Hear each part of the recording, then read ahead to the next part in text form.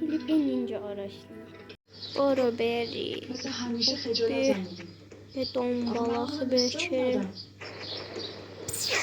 عالی این میزتون رو همین اولش نداره 3 تا جون دارم من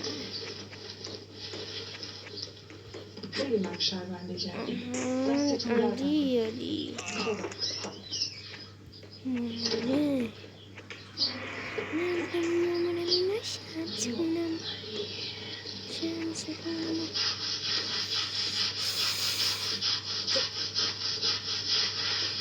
اینجا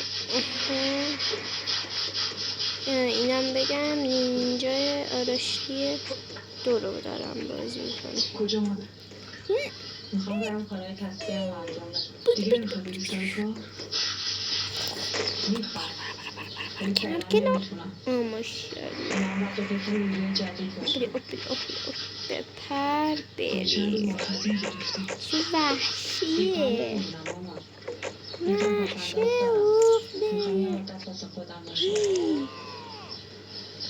ندیدمش سیاهه باباشم مادر میگم نه نمیدونم چطوری میتونی منو بزنی پیش این پسر سیاهاش که نمیخوای الان نه انقدرم به کمرت یه جون دارم خدا خیلی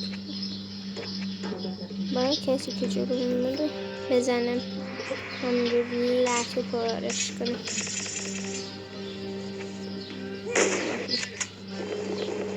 برو دارم کلا ریسک بازی میکنم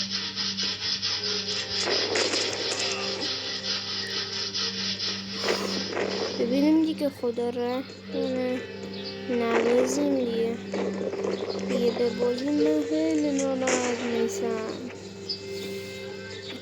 بپر بیو علی 3 تا آخر لایک و ساب یادت